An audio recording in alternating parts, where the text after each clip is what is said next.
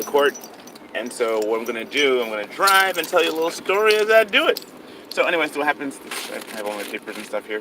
Whenever I do, I'm always like constantly just trying to, make sense of stuff. Anyway, so what happens is I'm going to drive home. I was, my dad and I were going to go to the court together because what happened was that they found what they're saying, they think they found debris in front of our house that belongs to somebody. We're not sure what, but there was cigarettes, they say, and there was wrappers, and there was all manner of things that are there just to make sure that there was garbage in the street. And according to New York City law, what it says is that you have, if you have a house in your house that you live at, you also, the tenants as well as the owner, has to maintain that the street has to be clean up to 18 inches into the street. And that's what it says, up to 18 inches.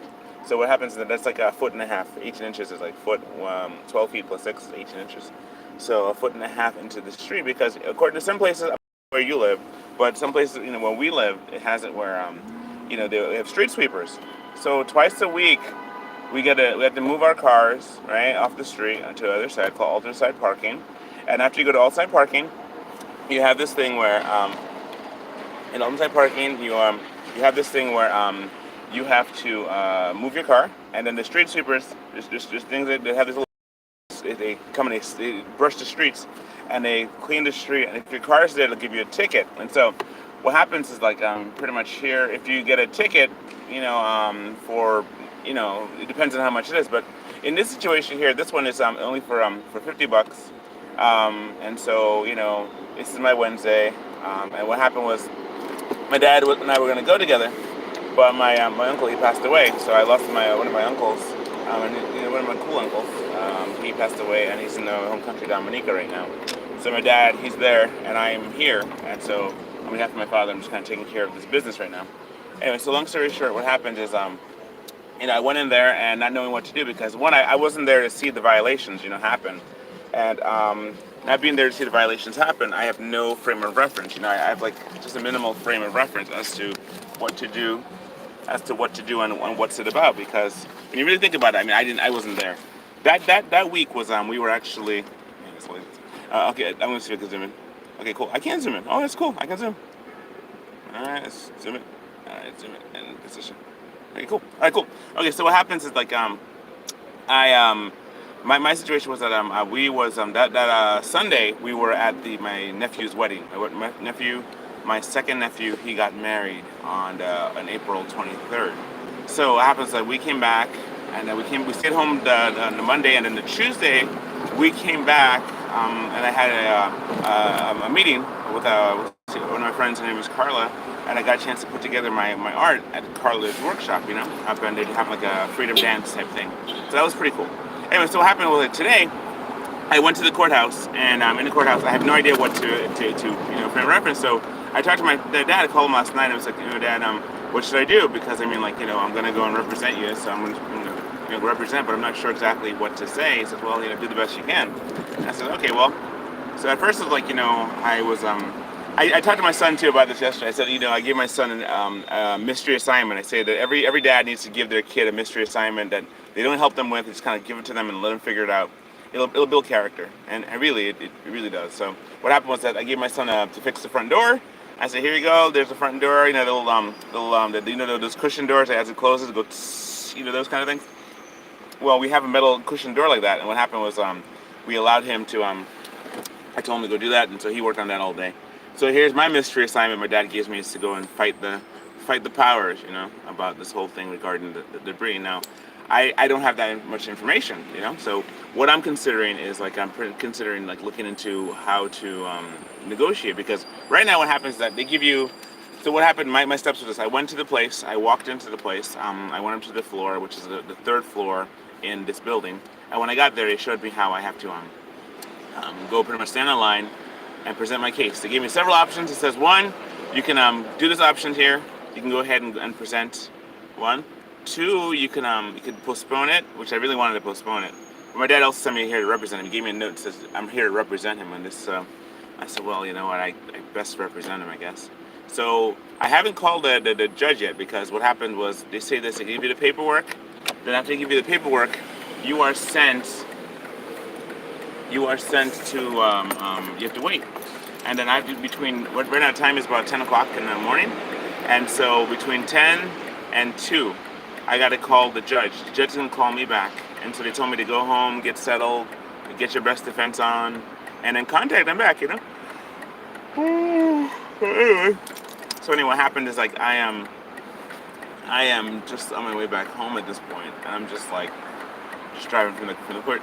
So I'm just kind of figuring out what the best defense to do. I mean, you're put in a situation where you're not really sure which way is best. You know, one, you know, I didn't see anything. I didn't see the debris when I got home on the Tuesday. I didn't see that stuff. You know, I didn't see anything. Well, so the thing was, they give you a ticket says that it was there was debris found between 8 o'clock and 9 o'clock in front of the house, 18 inches. And so I need to see pictures. Honestly, I want to see pictures of this. That it's actually in front of our house, not in front of the neighbor's house, not in front of anything. So hopefully they took pictures, but they're saying by words that this is a violation, and the violation is paid. The penalty is $50. If you don't fight the violation, you know, you can lose. You can also, if you don't show up for the court case, which I showed up for the court case, it can be up to as much as $300. It could be up to as much as $300 for a violation. And you say this is crazy because, you know, New York City is really kind of like a filthy, dirty place. It's like you get a random pick of the lot, you know, as to who's gonna call you or contact you. You know, you're gonna be like, okay, well, today is your day to get, you know, picked out. And so on our where we live, we have Sundays. Our trash our street sweeper days is just is on what day is it? It's Thursday and Friday is our street sweeper days, right? So we had to move the car. Alternate side parking is Thursday and Friday. I know some places have it 3 times, but where we live, it has it 2 times. So Thursdays and Fridays, right?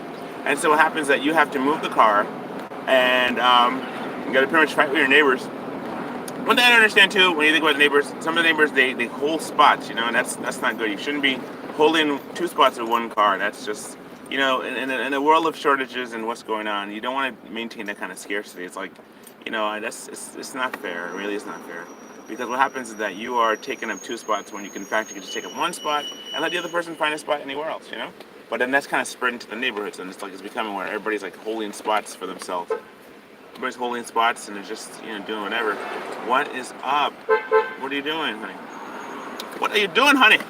Thank you. All right, cool. You know, I have this propensity to call people honey. I don't understand it, but sometimes I just do. And I'm just like, I call people honey. I was having a fight with my friend once. I was like, you know, no. I was like, call him honey. And I was like, oh goodness, I always I talk to my wife, I call her honey, you know? And what is up? What is up? Why do you keep stopping, bro?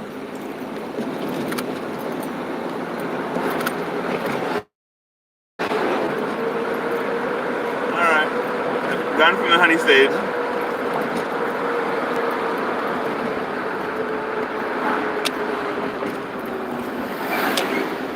Gone from the honey stage to I passed you. Probably saw my face, huh? Well, anyway, what happened was this. I don't know what up. Why the guy just stopped and stopped. I continued to stop. It was weird. So anyway, long story short, maybe it's a new driver. Gotta get out of the way, get around him. Anyway, so I'm at the point where I'm gonna like pretty much have to call the judge, and then have to wait for the judge to call me back, and then bring my best defense to a case I know nothing about. So I am doing the mystery tour today to see how that goes. So yeah, you can do this too. You can do a mystery tour and give your children a mystery assignment to do that they don't know how to do it. And I mean, I could figure out how to do the door thing. And I could probably figure out, by the grace of God, how to do this one here too. But for the most part though, it is one of those, what do you call it, mystery things. I mean, if I go wrong, it's a $50 penalty, you know? So that's kind of the scenario there. So I'm just like, I really don't want to do this, but such is life, right? Such is life. You have to do stuff you don't want to do. So, anyway, so I'll let you know how it goes. But for the most part, though, I just want to say thank you so much. Again, thanks for listening to my daily struggles. I'll let you know how it goes. I got to call the judge in a little bit and negotiate with him. I think I might have lost my knife, my favorite knife. I might have lost it. It might have fallen out of my pocket when I was doing an examination of the ground. Hopefully I can find it before it's lost forever. Hopefully it's not lost. I just hope I can just find it. Okay, so anyway, here we are. Yeah, that was bad. You shouldn't have done that. What happened was the guy's making a left turn, and the other guy's making a right turn. So when you're on this side of the street, according to the laws of when you're driving the car, the one that's closest to the curb that's making a turn goes first. Then the guy across the way, he has to cross into your lane to make the turn, and he almost got sideswiped. Why? Because I used to be a claims adjuster. I do car accident stuff. It was great. Anyway, so I'll talk to you later, and thank you so much for riding along with me. I'll tell you more details as more details encroach. All right, God bless you. All right, bye-bye.